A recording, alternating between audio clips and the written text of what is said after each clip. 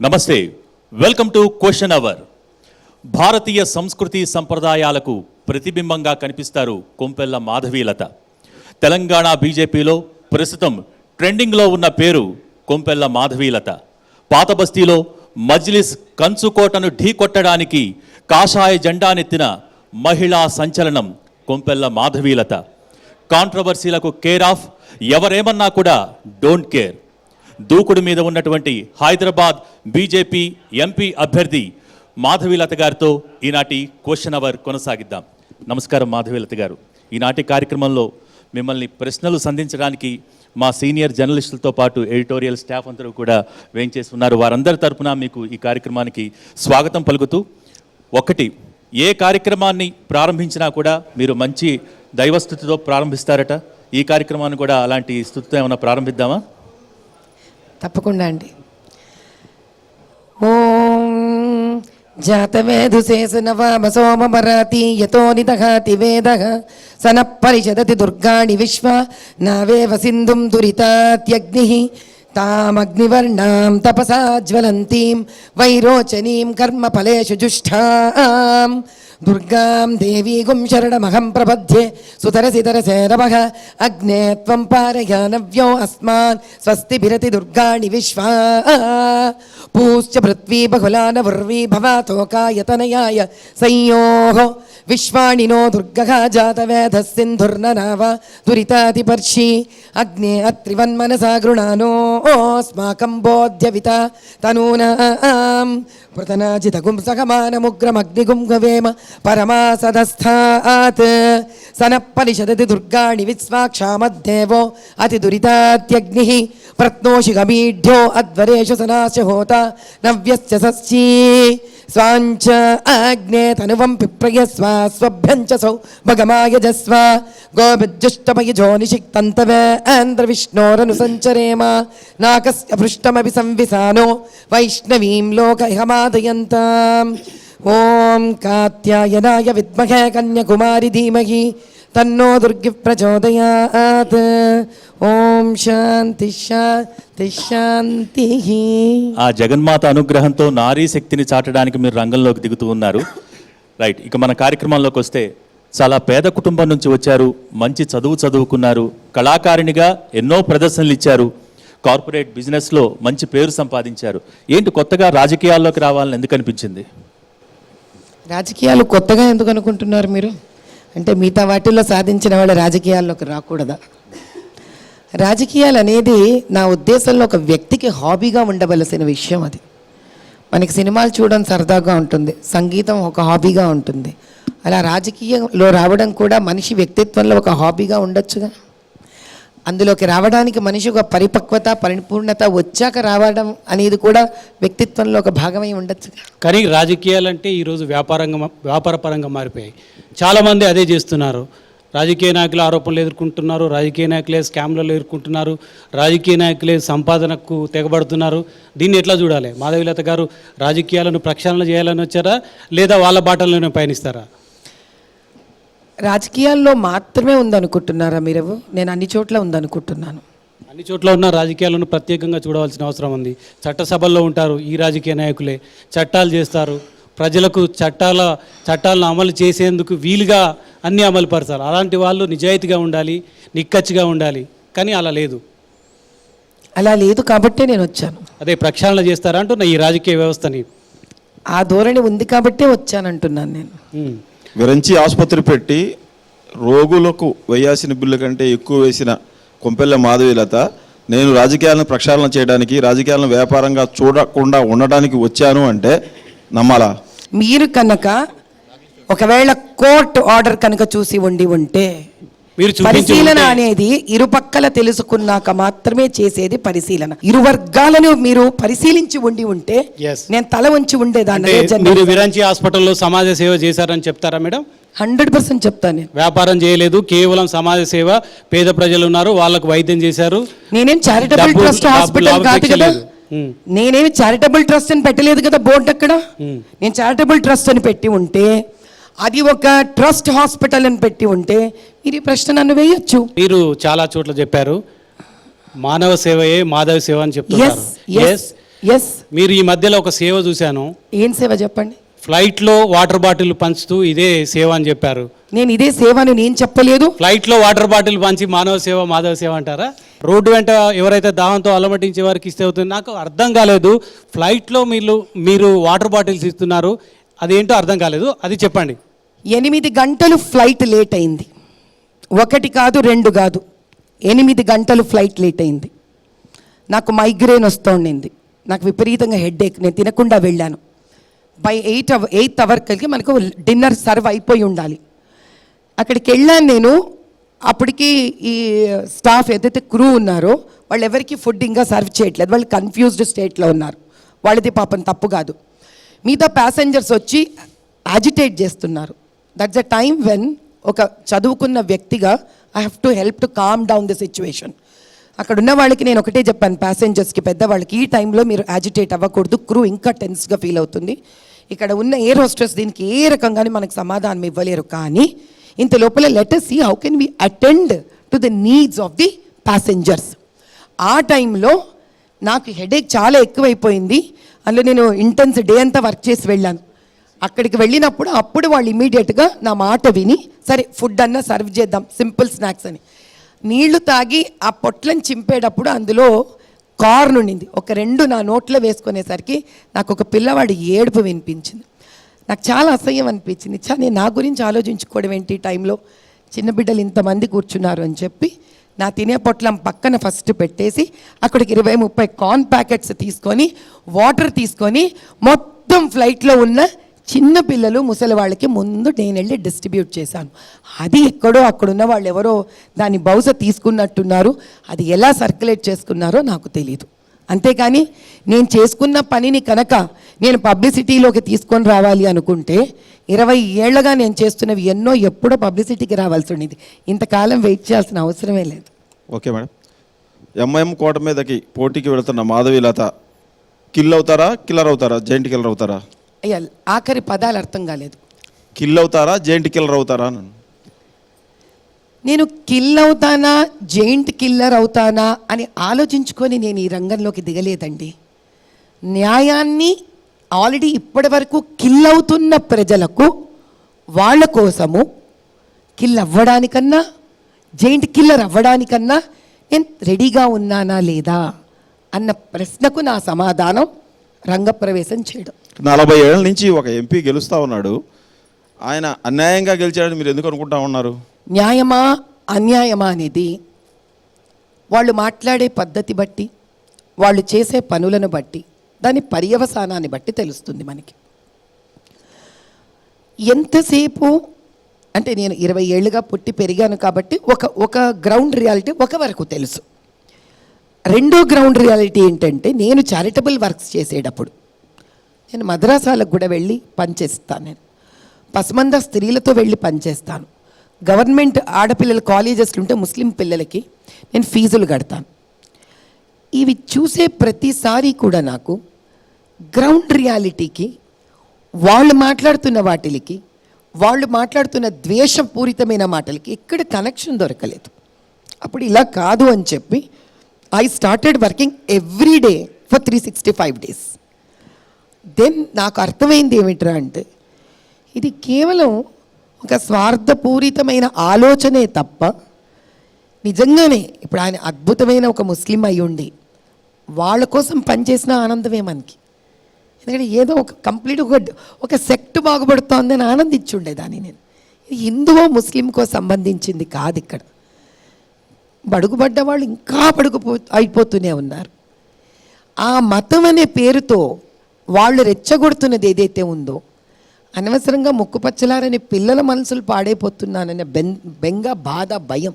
ఎందుకంటే ఆలోచించండి madam, MIM రెచ్చగొడుతుంది మతం అనే పేరుతో, మరి బీజేపీ ఏం చేస్తుంది మేడం? నేను ఎన్నికల ప్రచారానికి సంబంధించి 2-3 వీడియోలు చూసాము. మీరు చేసిన అభివృద్ధి ఎక్కడా చెప్పలేదు. ఓన్లీ జై శ్రీరామ్ అంటారు, బీజేపీ అంటారు. అంటే మీరు చేస్తున్నది ఏంటి? మోడీ చేసిన అభివృద్ధి కార్యక్రమాలను ఎందుకు చెప్పట్లేరు ఓల్డ్ సిటీలో? నేను మోదీ గారు చేసిన ప్రతి కార్యక్రమము ప్రతిసారి మాట్లాడుతున్నాను. బహుశా మీరు పూర్తి వినకుండా ఈ కమెంట్ పాస్ చేస్తున్నారు. రెండోది, బీజేపీలో నేను రాకముందు ఏం జరిగిందో, ఎవరెవరు ఏమేం మాట్లాడారో నాకు దాంతో సంబంధం లేదు. ఈరోజు నేను వచ్చాక నేనేం చేస్తున్నాను అనేది నాకు సంబంధం. Let me finish my sentence. నేను నిజాం కాలేజ్లో చదువుకున్నాను. పూర్వ నిజాం కాలేజ్లో చాలా గొడవలు జరిగేవంట. How am I responsible to that? నేను కాలేజ్లో ఉన్నంత కాలం నేనేం చేశాను? నేను ఒక బాధ్యతాయుతమైన స్టూడెంట్గా బిహేవ్ చేశానా లేదా? నా వల్ల నలుగురికి ఉపయోగపడిందా లేదా? I'm answerable to what I'm doing.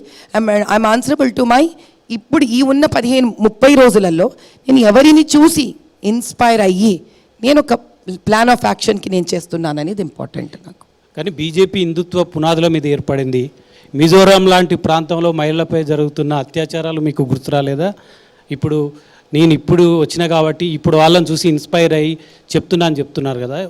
హిందుత్వ పునాదుల మీద ఏర్పడ్డ పార్టీ అంతకుముందు ఏం చేసింది తెలియకుండానే, ఆ పార్టీ సిద్ధాంతాలు ఏందో తెలియకుండానే మీరు ఇప్పుడు వచ్చారా? హిందుత్వం అంటే ఏంటి మీ ఉద్దేశంలో చెప్పండి. ఆ పదం వాడాక మీరు ముందు తెలియకుండా ఎలా వాడారు? వైపు సెక్యులర్ పార్టీ, సెక్యులర్గా 40 ఏళ్ల నుంచి గెలుస్తున్న ఆయన మీద మీరు హిందుత్వంతో ఢీకొనబోతున్నారు. ఎట్లా సెక్యులర్ అని ఎలా చెప్తున్నారు మీరు? ఆయన ప్రమాణం ఏంటి?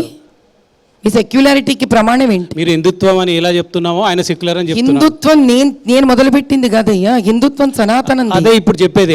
సెక్యులర్ సనాతనం కాదు. సెక్యులర్ అనే పదము మీకు ఇండిపెండెన్స్ వచ్చిన తర్వాత అంబేద్కర్ రాసిన కాన్స్టిట్యూషన్లో వాడబడ్డే ఒక న్యూ ఇంగ్లీష్ టర్మినాలజీ. మీరు అతను 40 ఏళ్లుగా సెక్యులర్ అంటున్నారు. మీ అర్థం ఏంటి? అదే హిందుత్వం కులతత్వాన్ని ప్రోత్సహిస్తుందని కూడా చెప్తారు. ఏం కులతత్వాన్ని ప్రోత్సహిస్తుంది తప్పు. మీకు తెలియదేమో బహుశా. ఫర్ యూ కైండ్ ఇన్ఫర్మేషన్, కులం అనే పదము ఫ్రెంచ్ వర్డ్ కాస్ట్ అనే పదం నుంచి వచ్చింది.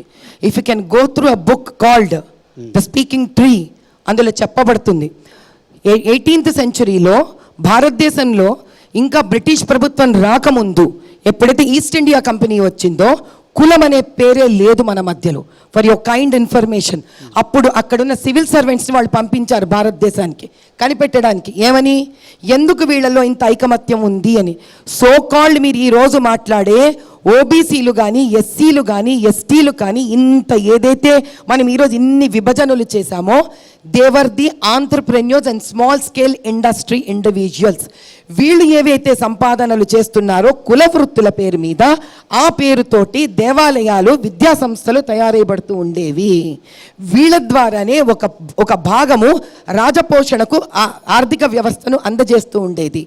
మన దేశంలో ఉన్న అదేంటారు నలంద యూనివర్సిటీ కానీ అట్లా రకరకాల యూనివర్సిటీలో ఒక్క యూనివర్సిటీలో ఉండే ఒక total student population it self use to be the total England's population.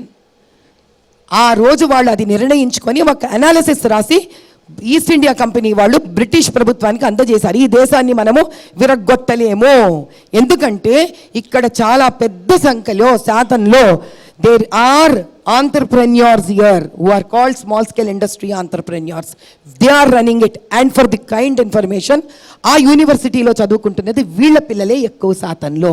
60-70% పిల్లలు వీళ్ళే చదువుకుంటున్నారు. అతి ఆర్థికంగా అద్భుతమైన పరిస్థితిలో వీళ్ళు ఉన్నారు. దాన్ని విరగొట్టడం ఎట్లా అనుకున్నప్పుడు మాత్రమే బ్రిటిష్ కాలంలో, బ్రిటిష్ రూల్ టైంలో ఈ ఎంటైర్ ఆంటర్ప్రెన్యూర్స్ ఎవరైతే స్మాల్ స్కేల్ ఇండస్ట్రీ వాళ్ళు ఉన్నారో వాళ్ళ వెన్నుపూసని విరగొట్టడం జరిగింది.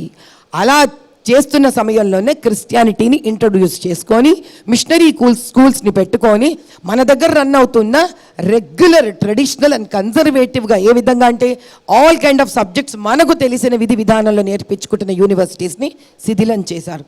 మన మధ్యలో లేకపోతే లేదు. There is no word called caste in this country. వృత్తులను బట్టి కులాలు ఎంచుకున్నారు. కులాలు లేవు, మనకు కులాలు లేవు, వృత్తులు. హిందుత్వాన్ని వ్యతిరేకించే వాళ్ళు అదే చెప్తారు, కులతత్వాన్ని ప్రోత్సహించిందని. మీరు షార్ట్గా చెప్పండి, వాళ్ళకి ఏం ఆన్సర్ చెప్తారో. ఇప్పుడు హిందుత్వాన్ని వ్యతిరేకించే వాళ్ళతో మాట్లాడడానికి ఏముంటుంది? హిందుత్వాన్ని వ్యతిరేకించే వాళ్ళు ఇది కూడా అంటున్నారు, భారత మాతని అనవు నోట్లో నుంచి అంటున్నారు, మేము జై బోలో భారత్ మా అనవు అంటున్నారు. అలాంటి వాళ్ళతో నాకెందుకండి? వాళ్ళు ఉంటారు, కాలం గడుస్తుంటుంది, వాళ్ళ వయసు అవుతూ ఉంటుంది, వాళ్ళు ముందుకు వెళ్ళిపోతూ ఉంటారు. భిన్న సంస్కృతులు వేరు. మీరు సంస్కృతులని సనాతనది, ఇప్పుడు సంస్కృతి అంటే మీకు ఉత్తర దేశానికి ఒక పద్ధతి, దక్షిణ దేశానికి వస్తే ఒక భారతదేశానికి ఒక పద్ధతి ఉంటుంది, సంస్కృతులు వేరండి. ఎంఐఎం పార్టీ విద్వేషాలు రెచ్చగొడుతూ అక్కడ గెలుస్తుందని చెప్తున్నారు. కానీ ఇప్పుడు బీజేపీ కూడా అదే చేస్తుంది. ఒక సెంట్రిక్గా భాగ్యలక్ష్మి టెంపుల్ని సెంట్రిక్గా చేస్తూ మీరు రాజకీయాలు నడుపుతున్నారు. అది అవునా కాదా? మీరు అంటే ఎవరండి? నేను నడపలేదు, నా గురించి అడగండి, నేను ఆన్సర్ ఇస్తా. ఎవరో చేసేదానికి నేను ఇట్లా బాధ్యు. ఆయన అన్నం ఇప్పుడు- తిన్నాడు, ఇప్పుడు మీరు అన్నం మీరు చేస్తున్నారు చేస్తారా? కదా. ఆయన తినలేదు, మీరు ప్రచారంలో నేనేం చేశానో చెప్పండి. అదే కదా, మీరే కీలకంగా భాగ్యలక్ష్మి టెంపుల్ సెంట్రిక్గా రాజకీయాలు నడుపుతున్నారు అనేది వాస్తవం కాదా? ఎవ్వరు అంటే ఇప్పుడు ఎవరైనా మస్జిద్కి వెళ్ళారనుకోండి, ఎవరైనా చర్చికి వెళ్ళారనుకోండి, అది కూడా నేరమేనా? మేడం మీ పార్టీ చేసే విధానాలకి మీ పార్టీ నాయకులు చేసే స్టేట్మెంట్లకు మీకు సంబంధం లేదా మేడం? అమిత్ షా వస్తే భాగ్యలక్ష్మి టెంపుల్కి పోతారు. ఇంతకుముందు బండి సంజయ్ అధ్యక్షుడిగా పనిచేశారు, ఆయన అంటే భాగ్యలక్ష్మి ఇప్పుడు నుంచి అమ్మవారి పోయారు. దగ్గర వెళ్ళడం కూడా ఇబ్బంది అయిపోతుంది మనుషులకి. అంటే ఏం ఇబ్బంది చేసినా గురించి కూడా కాదు మేడం, అక్కడే రాజకీయాలు తెలుసుకున్నారా? విద్వేషాల గురించి మాట్లాడుతున్నప్పుడు, మతం గురించి మాట్లాడుతున్నప్పుడు మీ పార్టీ చేస్తుంది కూడా అదే కదా అని. ఏ పార్టీ కూడా భాగ్యలక్ష్మి దగ్గరికి వెళ్ళి వీళ్ళని ఇష్టపడద్దు, వాళ్ళని ఇష్టపడద్దు, వీళ్ళని ఇష్టపడద్దు అని మాట్లాడలేదు. అమ్మవారి దగ్గరికి వెళ్ళి ఆశీర్వచనం తీసుకుంటున్నారు. అమ్మవారి దగ్గరికి వెళ్ళి ఆశీర్వచనం తీసుకోవడం తప్పు అని అంటే ఇంకా మరి దీని గురించి మీలాంటి పెద్దల దగ్గర నుంచి కొత్తగా తెలుసుకోవాలి, వినాలి. మీరు మరి సబ్జెక్ట్ అయితే. డైవర్ట్ చేస్తారు మేడం. నేను డైవర్ట్ చేయలా. నేను భాగ్యలక్ష్మి నేను అమ్మవారి దగ్గరికి నేను వెళ్ళి రాజకీయాన్ని హైదరాబాద్లో భాగ్యలక్ష్మి టెంపుల్ నుంచి ప్రారంభించలేదని మీరు అంటున్నారు. మీ పార్టీ నాయకత్వం అంతా కూడా అమిత్ షా నుంచి మొదలుకొని మొన్నటిదాకా ఆశీర్వచనం తీసుకోవడం వేరండి. అది చెప్పండి మేడం. అంతేగాని పరీక్షకు మీరు రాజకీయ వెళ్తాము. నాకు ఇప్పుడు మనం సంబంధం పరీక్ష లేదని రాయడానికి చెప్పకూడదు కదా. వెళ్తామండి. మనం పరీక్ష రాయడానికి వెళ్తాము. పరీక్ష రాయడానికి వెళ్తాము, వెళ్లే ముందు పిల్లల్ని గుడికి తీసుకెళ్తాము. అంటే పరీక్షలను ఏం చేస్తున్నట్టు ఈ లెక్క ప్రకారం? మేము అదే అంటున్నాం మేడం, మీరు భాగ్యలక్ష్మి గుడికి పోవడం తప్పు పట్టట్లే, మీరు తప్పుగా అర్థం మీరు చేసుకుంటారు. రాజకీయాలు భక్తిని రాజకీయాలు చేస్తున్నారు అని అంటున్నారు. రాజకీయం అనే వర్డ్ ఊత పదం అయిపోయింది అందరికి. ఎలా పడితే అలా ఒక బాల్ ఒక బంతి అన్నాడు మేడం, మీరు ప్రశ్నని ఇప్పుడు హాస్పిటల్కి వెళ్తామండి. మీరు ప్రశ్నని మీకు అనుకూలంగా మార్చుకుంటున్నారు. నేను ఎలాగో మా వాళ్ళు అడిగింది మార్చుకోవట్లేదు. ఏంటంటే భాగ్యలక్ష్మి నేను- టెంపుల్ చుట్టూ బీజేపీ రాజకీయం ఎందుకు చేస్తుంది అని. రాజకీయం అనే పదం మీరు వాడుతున్నారు. నేను ఇదే అంటున్నాను. ఇప్పుడు హాస్పిటల్కి వెళ్ళాలి, ఒంట్లో బాగుండదు, వెళ్ళి టెంకాయ కొట్టి వెళ్తారు. పాఠశాలకి వెళ్ళాలి, టెంకాయ కొట్టి వెళ్తారు. దాన్ని కొత్తగా దాన్ని ఎక్కడైనా రాజ- దాన్ని రాజకీయం అంటారు అదే- మేడం. అదే మా- బయట అదే అంటున్నానండి. అలా ఏదన్నా- వేరే పార్టీ ఏ మాట్లాడినా కూడా బీజేపీ వాళ్ళు భాగ్యలక్ష్మి టెంపుల్ దగ్గర రండి ప్రమాణం చేద్దాం ఉంటారు. ఇద్దరు రాజకీయ నాయకులు అక్కడికి వెళ్ళి ప్రమాణం చేద్దాం రా అని పిలిస్తే భాగ్యలక్ష్మి అమ్మవారిని రాజకీయాల్లోకి లాగడం అంటారా? మీరు భగవద్గీత చెప్పినట్టు మీద చెయ్యి పెట్టి మరి ఆసుపత్రికి ఎందుకండి వెళ్ళేటప్పుడు కోట్లలో నిజం కొబ్బరికాయ అడుగుతారు? కొట్టడానికి వెళ్తారా? భగవద్గీతను పెట్టి ఎందుకండి కోట్లలో నిజాలు అడుగుతారు? అంతే. అది కూడా అదే అడుగుతుంది. అరే మరి దీనికి ఆన్సర్ ఇవ్వండి. కోట్లు ఎందుకు భగవద్గీత మీద చెయ్యి మేము అదే పెట్టిస్తారు? అడుగుతా ఉంది. భాగ్యలక్ష్మి అమ్మవారి గుడి దగ్గరికి ఎందుకు రావాలి? అరే భగవద్గీత ఎందుకు పెట్టాలి? అంటే బీజేపీ భగవద్గీత పెట్టి ఎందుకు అడగాలండి? ఎవరెవరి నమ్మకాలను బట్టి ఆ నమ్మకం మీద నిజాలు మాత్రమే మాట్లాడతాము అని కోర్టు సైతం వాళ్ళ మతాన్ని ఒక వ్యక్తి మనసావాచా కర్మణ నమ్మి ధర్మబద్ధంగా పనిచేస్తారని కోర్టే నమ్మినప్పుడు అటువంటి ఏవైతే ప్రతిజ్ఞలు ఉన్నాయో ఒక రాజకీయ పరంగా ప్రజలలోకి వెళ్ళేటప్పుడు అమ్మవారి ముందు నమస్కారం చేసుకొని మేము ధర్మబద్ధంగా వెళ్ళాలి అని ఆ రోజు చేసిన వాగ్దానమైనా గుర్తు ఉంటుంది అనే ఒక దృక్పథం తప్ప మేడం, నేను- దాన్ని మీరు రాజకీయాలు అంటే రాజకీయం అంటే ఏమిటి? హైదరాబాద్ పేరుని భాగ్యనగరం మారుస్తా అని చెప్పి మీరే చెప్తున్నారు. అంటే దీని రాజకీయం కానరా? ఇప్పుడు ఎందుకు హైదరాబాదు ప్రశాంతంగా ఉంది, బాగుంది, దాని పేరు ఎందుకు మార్చడం అవసరం అంటావా? అదే గుజరాత్లో అహ్మదాబాద్ పేరు ఎందుకు మారుస్తామని చెప్పలేదు ఇప్పటిదాకా మీ పార్టీ? అహ్మదాబాద్ పేరు మారుస్తారా? మా ఇప్పుడు బాంబేని ముంబై చేశారా లేదా? కల్కటాని కోల్కత్తా చేశారా లేదా? వాళ్ళని ఎందుకు అడగట్లేదు ఈ ప్రశ్న మీరు? రెండోది, స్త్రీగా వచ్చాను కాబట్టి ఇన్నేళ్ళు హైదర్ అనే పేరుతో ఉంది కాబట్టి, అంతకు ముందు వాళ్ళ ఇంటి కోడలే భాగమతి కాబట్టి, అప్పుడు భాగ్ నగర్ ఉండింది కాబట్టి, మేము స్త్రీలు కనుక గెలిస్తే స్త్రీ రూపేణ పేరు దానికి రావాలి అని కోరుకోవడంలో నాకేం తప్పు కనిపించట్లేదే. పేరు మార్చినంత మాత్రాన, పేరు హైదరాబాద్ పేరు భాగ్యనగరంగా మార్చినంత మాత్రాన ఈ నగరం భవితవ్యం మారుతుందా, దివ్యంగా తయారవుతుందా మేడం? పాలకులు ఎవరైనా ఎన్నికైన తర్వాత అభివృద్ధి చేస్తే సరిపోతుందా? పేరు మార్చినంత మాత్రాన ఇన్ఫ్రాస్ట్రక్చర్ డెవలప్ కాదు, స్కూల్స్ బాగుపడవు, కాలేజీ రావు కదా మేడం? నేనేం అనలేదే. మీరు అన్నారు అనట్లేదు. పేరు మార్చడం వల్ల ఉపయోగం ఏంటని మేము అడుగుతున్నాం. ఇప్పుడు పిల్లలకి పేరు పెట్టడం వల్ల ఉపయోగం ఏంటి? పేరు పెట్టకుండా నాన్న, కిన్న, పన్న, చొన్న అని పిలుచుకోవచ్చుగా. అలా ఉండదు. అది పేరు ఉంది కదా మేడం, ఇప్పుడు మీరు పేరు ఆ ఉంది కదా ఇంటికి- మేడం. మేడం ఆ ఇంటికి దయచేసి మైక్లో ఆ ఇది ఇంటికి- స్త్రీ, ఒక స్త్రీ కనుక గెలిస్తే, అక్కడ స్త్రీ గెలిస్తే ఆ కుటుంబానికే ఇష్టపడి వెళ్ళి ఒక స్త్రీ ఉండింది కాబట్టి హైదరాబాద్ కన్నా ముందు భాగ్ నగర్ అనే పేరు ఉండింది కాబట్టి, నేను సృష్టించిన పేరు కాదు ఇది, ఆ పేరు ఉండింది కాబట్టి స్త్రీ పేరు మళ్ళీ పునరుద్ధరించబడకూడదు. ఎందుకు ఉద్ధరించబడకూడదు? That's it. మేడం ఆ ఇంటికి భాగమతి వెళ్ళింది కాబట్టి భాగ్యనగర్ చేద్దామన్నారు. మీ ఆలోచన బాగా ఉంది మేడం, మంచి ఆలోచన. కానీ ఆ కుటుంబంలో హిందూ ముస్లిం అనే తేడా ఎప్పుడు రాలే. కానీ బీజేపీ హిందూ ముస్లిం ఓట్ల పోలరైజేషన్ కోసం ప్రయత్నిస్తుందా లేదా? లేదు, లేదు. మీ ఎజెండా అంతా అదే కదా మేడం? చెప్పండి మా ఎజెండా, నేను నేర్చుకుంటా మీ దగ్గర నుంచి. సబ్కా సాత్ వికాసా, సబ్కా సాత్ వికాస్ అనేది మీ మేనిఫెస్టోలో మాత్రమే ఉంటుంది తప్ప మరి మీ నాయకుల ప్రసంగాలన్నీ చూడండి, మీ దగ్గర ఉన్న రాజాసింగ్ ప్రసంగాలు చూడండి, అవి విద్వేషాలు కనిపించట్లేదా మీకు? అంటే ఎదుటి వాళ్ళు ఇష్టం వచ్చినట్టు ఏమన్నా కూడా, రాముడిని ఇష్టం వచ్చినట్టు తూలనాడినా, కౌసల్యని ఇష్టం వచ్చినట్టు ఎక్కడ పోయిందో అని మాట్లాడినా నాకు ఈ సభ కనిపించలేదే ఆ రోజు. బతుకమ్మ రోజు ఆడవాళ్ళను నగ్నంగా చేసి హింస పెట్టి ఆడవాళ్ళను బలాత్కారం చేసి నరికేసిన బతుకమ్మని బతుకమ్మ బతుకమ్మ అన్న రోజు నాకు ఈ సభ కనిపించలేదే. ఎక్కడికి వెళ్ళిపోయారు మీరు అందరు ఆ రోజు? మాధవీలత గారు, అందుకే ఇందాక మీరు అన్నారు అందుకే భా- మాధవీలత ఎక్కడికి గారు, వెళ్ళిపోయారు? మాధవీలత గారు, అందరూ? ఒక్క నిమిషం. మాధవీలత ఇందాక గారు, మీరు అందుకే భాగ్యనగర్ పేరు తెలంగాణ మార్చే సాయుధ సందర్భంలో పోరాటం అన్నారు. జరిగింది. ఒక నారీ పేరు అంటే భాగ్యనగర్గా ఎందుకు మార్చకూడదని ప్రశ్నించారు. కానీ మీ పేరు ప్రకటించగానే, హైదరాబాద్ పార్లమెంట్ అభ్యర్థిగా మీ పేరు ప్రకటించగానే మా పార్టీకి మొగాడే దొరకలేదా అని రాజాసింగే అన్నారు. ఎందుకన్నారు అలాగా? అతను అనంగా మీరు విన్నారా?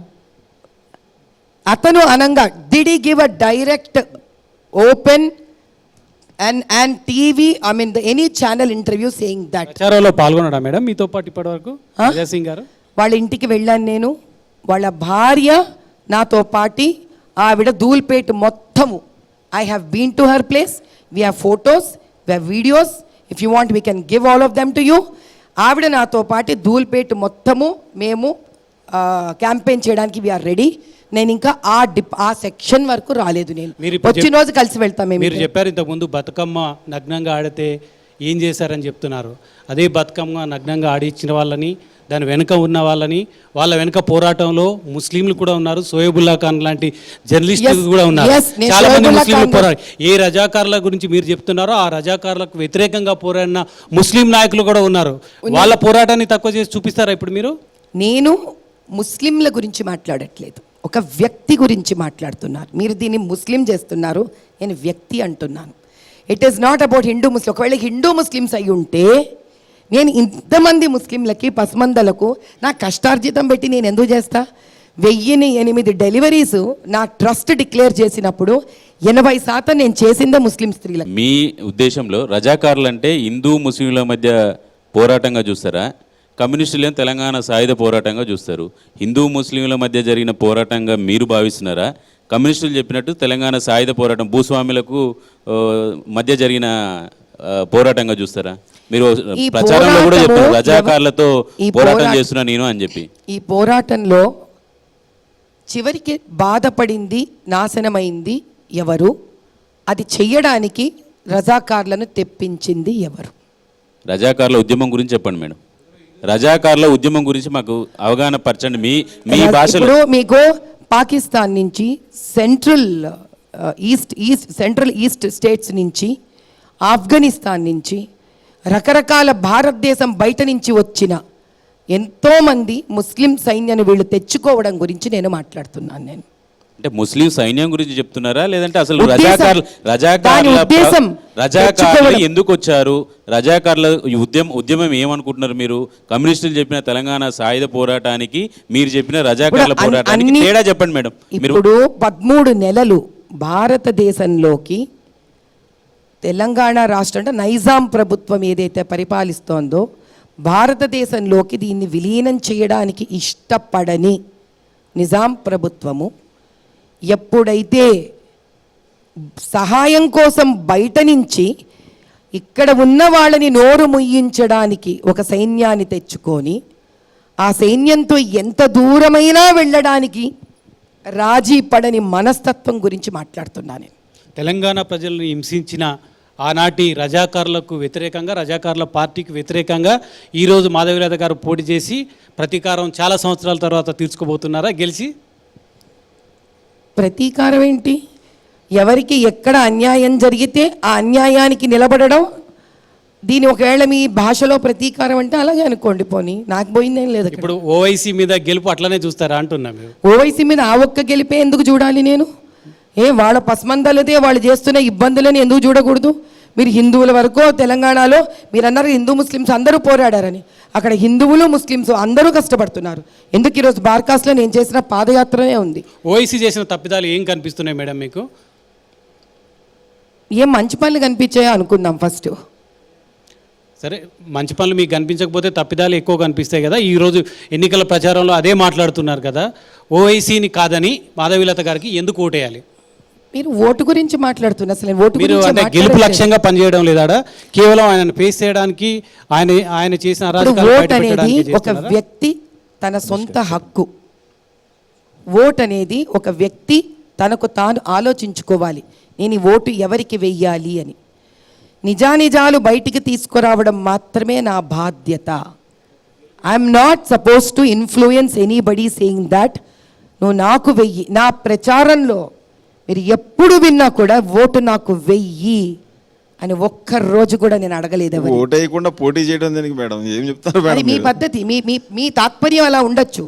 నా మీ తాత్పర్యం తాత్పర్యం కాదు ఏంటంటే- మేడం, ఎలక్షన్లు మీ వచ్చినాయి, తాత్పర్యం ఎలక్షన్ లో అర్థం హైదరాబాద్ కాదు బీజేపీ మాధవీలత గారు, అభ్యర్థి రాజేంద్ర కొంపల్లి గారు, మాధవీలత, మాధవీలత కొంపల్లి వాళ్ళు మాధవీలత, వాళ్ళు మల్టిపుల్ గా అడగనివ్వండి. ఒక్క నిమిషం, ఒకరి తర్వాత ఒకరు దయచేసి. కొంపల్లి మాధవీలత బీజేపీ అభ్యర్థిగా పోటీ చేస్తాను, నేను ఓటు అడగను అంటారు, ఓటుతో లెక్కను అంటారు. అది ఎలా మీరు చెప్తుంది? అదే మీ ప్రశ్న అయిపోతే ఎలానో నేను చెప్తాను మీకు. అదే చెప్పండి ఎలాగా. ఈ రోజు వరకు 40 ఏళ్లగా పాత బస్తీ ఏ పరిస్థితిలో ఉంది అని చూపించడం ఒక నిజం. గత 10 ఏళ్లలో ప్రధానమంత్రి గారి ఆధ్వర్యంలో ఏం జరిగిందో చూపించడం phase 2. That's one more story. ఈ రెండు వాళ్ళ ముందు ఉన్నాక నాకు అభ్యర్థం ఇవ్వబడింది, నేను ఇక్కడ నిలబడుతున్నాను కాబట్టి మేము ఏం చెయ్యగలం? జరిగిన 40 ఏళ్ల చరిత్ర, 10 ఏళ్లలో మోదీ గారు చేసింది, నాకు దాయిత్వం ఇచ్చినందుకు నేనేం చెయ్యగలను? నేను మాట్లాడేది ఇది.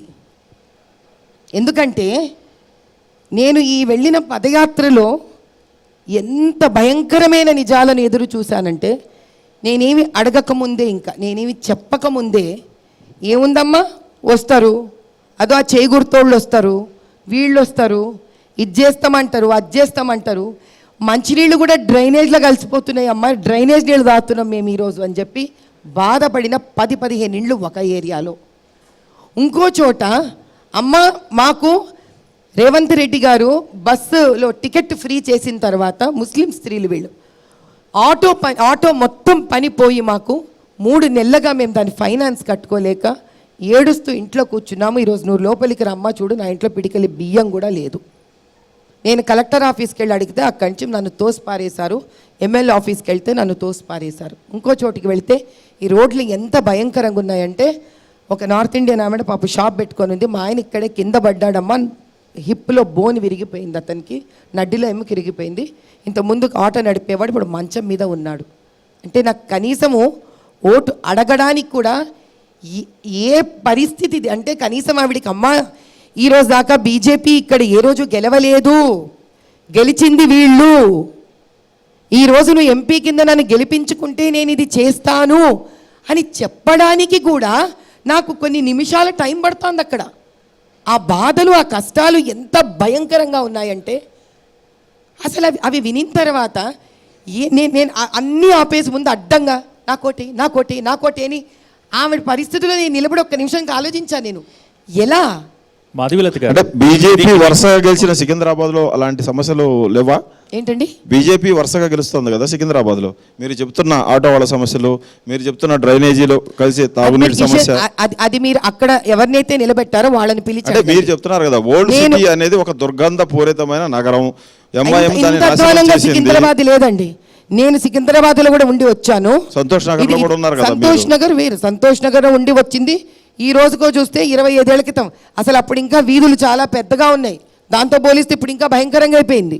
కానీ ఎంత సంతోష్ నగర్లో ఉన్నా మనం బార్కాస్ సందులు, అవి చంద్రాయణగుట్ట సందులు గొంతులు తిరగను కదా. నాకు అవసరం లేదు కదా.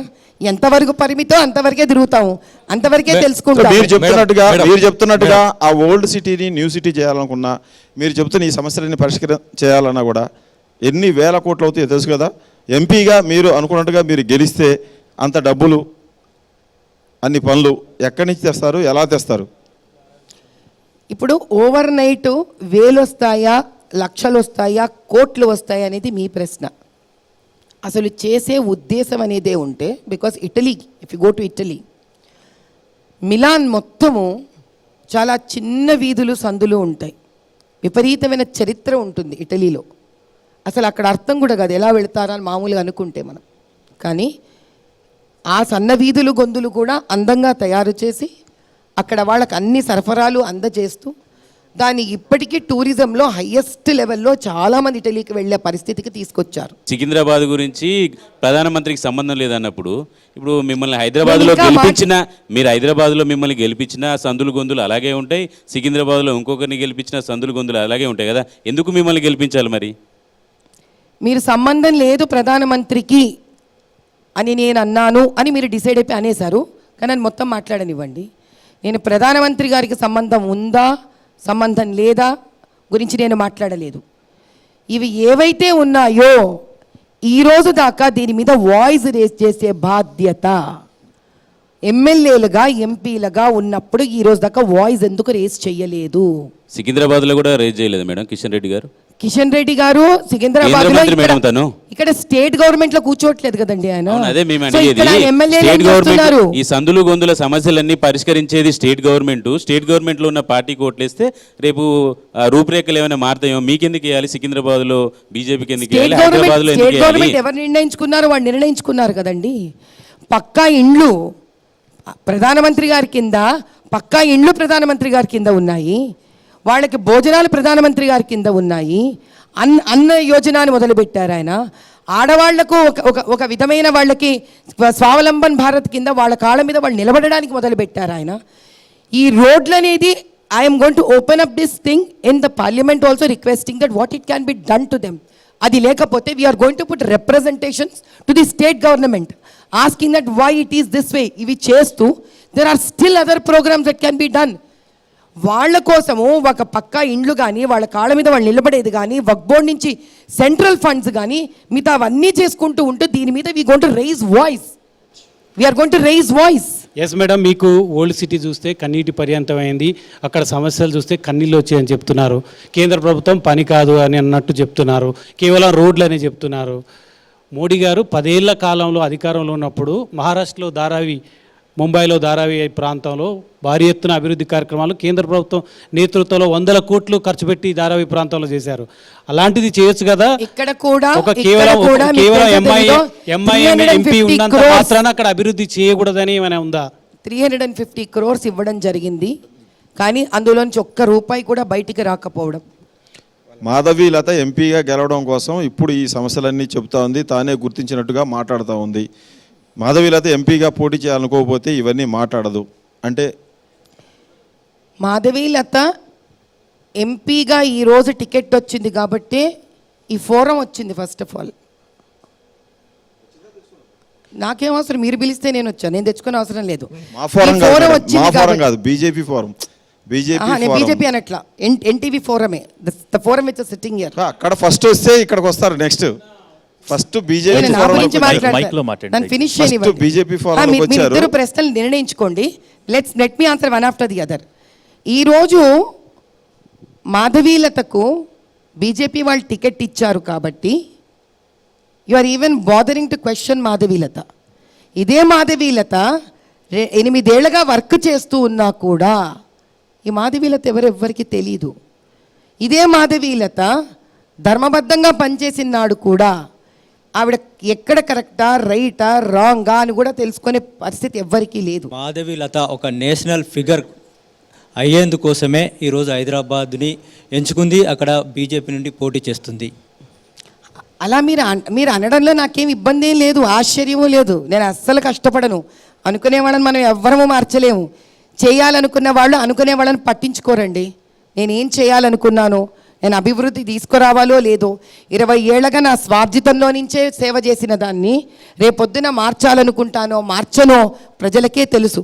ఎవరి డబ్బులు తీసుకోలేదు, మా సొంత కష్టార్జితంలోనే ఎంతోమందికి సేవ చేసిన వాళ్ళం మేము.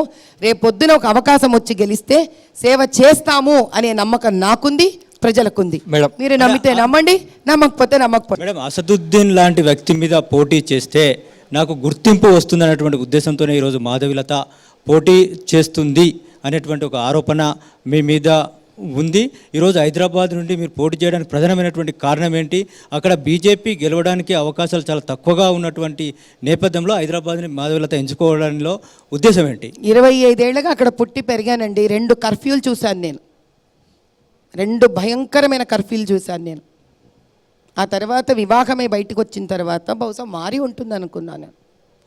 కానీ గత 8 ఏళ్ళగా నేను చేస్తున్న charitable works mostly from old city వచ్చినప్పుడు అక్కడ ఉన్న ఎన్నో ఇస్లామిక్ ఎన్జిఓస్తో వర్క్ చేశాను. ఫస్ట్ అసలు నా ఎన్జిఓ ఓల్డ్ సిటీలో స్పెసిఫిక్గా స్టార్ట్ అయిందే ముస్లిం ఆర్గనైజేషన్స్ తోటి. అది ఆశ్చర్యపోయే నేను ఏ రోజైనా అవకాశం వస్తే దీన్ని మార్చాలి అని ప్రయత్నం చేశాను. సామాజిక సేవకురాలిగా నేను చేసే వాటికి కూడా నాకు ఎన్నో అడ్డంకులు వచ్చాయి, కానీ నేను ఏ రోజు బయటికి చెప్పలేదు, దాని గురించి పట్టించుకోలేదు. కానీ ఇలా ముందుకు నేను చాలా చెయ్యలేను అని ఎప్పుడైతే తెలుసుకున్నానో, ఈ ఓల్డ్ సిటీ బాగుపడాలి అని అంటే ఒక సమాజ సేవకురాలిగా ఎప్పటికీ దీనికి ఒక పరిష్కారం రాదు. It needs definitely power to change. కానీ ఆ పవర్ చేంజ్ చేసే వ్యక్తికి సమాజ సేవ దృక్పథం ఉందా లేదా అనేది ముఖ్యము అనేది నా విధి విధానమైన ఆలోచించుకోవడం. 40 ఏళ్ళగా నేను ఎవరిని ఏం ఆపలేదే అసదుద్దీన్ గారికి పోటీగా నిలబడడానికి. ఎవరిష్టం వాళ్ళది. మేడం, మీరు టికెట్ వచ్చే సమయానికి పార్టీలో ఉన్నారా అప్పటికే? అంటే చాలా మందికి డౌట్, పార్టీ డౌటే లేదా అందరికీ క్లియర్ అయింది. మీకు ఇది క్వశ్చన్ మళ్ళీ అడగాలనుకుంటున్నారు, మళ్ళీ అడగండి. పార్టీ మెంబర్షిప్ ముందు వచ్చిందా, టికెట్ ముందు వచ్చిందా? ముఖ్యంగా మీ పార్టీలోనే వాళ్ళు ఎక్కువగా ఉన్నారు కదా, దానిపైన మీ అభిప్రాయం ఏంటి? ఎవరు అంటే ఆల్రెడీ పార్టీలో చాలా మంది ఉన్నారు అంటున్నారా? That's none of my business అమ్మా. అది అది అధిష్టానికి సంబంధించింది. వాళ్ళు చేయాల్సిన దానికి నేను కమెంట్స్ పాస్ చేయను. నేను ముందులో పార్టీలో చేరాను, తర్వాత అభ్యర్థన వచ్చింది నాకు. I have taken the membership. Madam, ఎప్పుడు ఎదుర్కొందాం, తరిమేద్దాం, దేక్లేంగే, లడాయింగే అనే ఓవైసీ ఫస్ట్ టైం మా ఇద్దరు అన్నదమ్ములపై కుట్ర జరుగుతోంది, మా ఇద్దరిని జైల్లో వేయాలని చూస్తున్నారు, మా ఇద్దరిని జైల్లో పెట్టి విషం పెట్టి చంపేద్దామనే ప్లాన్ కూడా జరుగుతోంది అని అన్నారంటే మేబీ మాధవీలత ఎఫెక్టా? మిమ్మల్ని చూసి ఏమన్నా భయపడి ఉంటారా? మరి 40 ఏళ్లలో ఎప్పుడు ఇలాంటి మాట మాట్లాడిన ఓవైసీ నోట ఒక చావు భయం వచ్చిందంటే కారణం ఏంటి? అది మీరు ఇలా పిలిచి ఒకసారి అడగండి, క్లారిటీ వస్తుంది. అంటే మీ ఎఫెక్ట్ ఏమైనా? నేను ఒకరి గురించి మాట్లాడానండి, నా గురించి నేను భయపడుతున్నానా లేదా అడగండి, నేను సమాధానం ఇస్తా. ఆయన భయపడుతున్నాడా లేదా అంటే మరి అది ఆయనకే తెలియాలి కదా. మరొక స్త్రీని చూసి భయపడుతున్నాడా మరి ఆయనకే తెలియాలి. అంత పెద్ద పెద్ద సెక్యూరిటీ చుట్టూరా పెట్టుకొని పెద్ద పెద్ద వాళ్ళతో తిరిగి అతనికి అంత భయం ఉంటే అతనితో ఢీకొని మరి నేను ఎలా ఉండాలి? కానీ నేను ఎప్పుడంత బేలగా మాట్లాడలేదే. కాబట్టి నాకు అలా మాట్లాడేవాళ్ళు అలా ఉంటారని కూడా నాకు ఆశ్చర్యంగానే ఉంది. మరి కట్టుబొట్టు విషయంలో మాధవీలత పర్టికులర్గా ఎందుకున్నారు మేడం? నాకు తెలిసి నేను గత ఒక 30 ఏళ్ళగా ఉన్నా, 40 నాకు ఈరోజు నా వయసు దరిదాపులు 50 ఏళ్ళు. నేను మొట్టమొదటి నవరాత్రులు అమ్మవారి దీక్ష మొదలుపెట్టింది నా వయసు 18 ఏళ్ల వయసు ఉన్నప్పటి నుంచి. ఇటీవల మీరు ఒక భాగ్య సమృద్ధి యాగం చేశారు కదా, భారత భాగ్య సమృద్ధి యజ్ఞం. అది ఎందుకు చేశారు మేడం? బీజేపీ ఎంపీ టికెట్ కోసమా? భారత భాగ్య సమృద్ధి యజ్ఞము దేశం సమృద్ధి అవ్వాలని చేస్తారు, కానీ ఎంపీ టికెట్ల కోసం చేసామంటే డబ్బులు అందరి దగ్గర ఉన్నాయి, అందరినీ చేయమనండి, దద్రం అవుతుంది, అందరికీ ఎంపీ టికెట్లు వస్తాయి. అప్పుడు బీజేపీకి అసదుద్దీన్ ఓవైసీకి మధ్య రహస్య ఒప్పందం ఉంది. అంత రహస్యమే అయినప్పుడు నాకెలా తెలుస్తుందండి? మీరే చెప్తున్నారు అది రహస్యం అని. అసదుద్దీన్ ఓవైసీ గెలవడానికి బీజేపీ ఎప్పుడు ప్రోత్సహిస్తూ ఉంటుంది.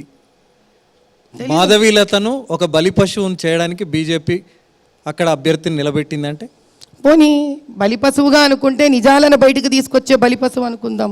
ఆ విధంగానే నిజాలు బయటకు వస్తున్నాయి కదా. చాలా ఆనందంగా బలి పశువు అవడానికి రెడీగా ఉన్నాను నేను. నా వల్ల నిజాలు బయటకు వస్తాయండి, నాకేం అభ్యంతరం లేదండి. నిజం బయటికి రావడానికి భగత్ సింగ్ కూడా బలి పశువయ్యాడు దేశం కోసం. నేను అలా అయ్యాను అనుకుంటాను.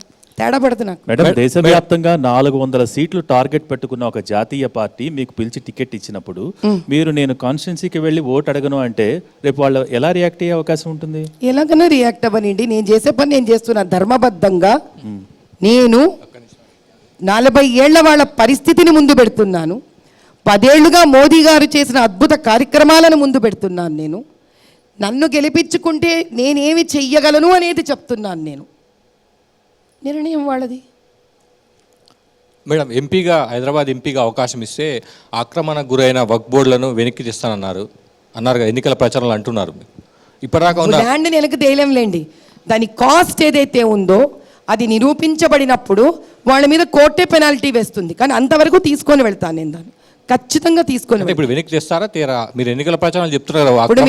ఇప్పుడు ఇదేంటి, మన ఎయిర్పోర్ట్ బిల్డ్ అయిందండి, ఎయిర్పోర్ట్ తయారైపోయింది. మీరు వక్ఫ్ బోర్డ్ ల్యాండ్ 1032 ఎకరాలు ఉన్నాయి. మీరు దాని రిటర్న్ ఎయిర్పోర్ట్ని నిర్మూలించి తీసుకురాలేరు. కానీ there will be a caste penalty which has to be paid. ఒకవేళ గెలిపించే court will decide that. I'm nobody. I will put this in to the court. Land of జస్టిస్లో నేను జస్టిస్కి వేస్తాను దీన్ని.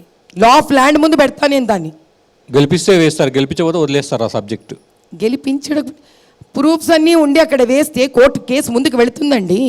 అదే మేడం, మీరు అన్నది we will fight till the justice is given.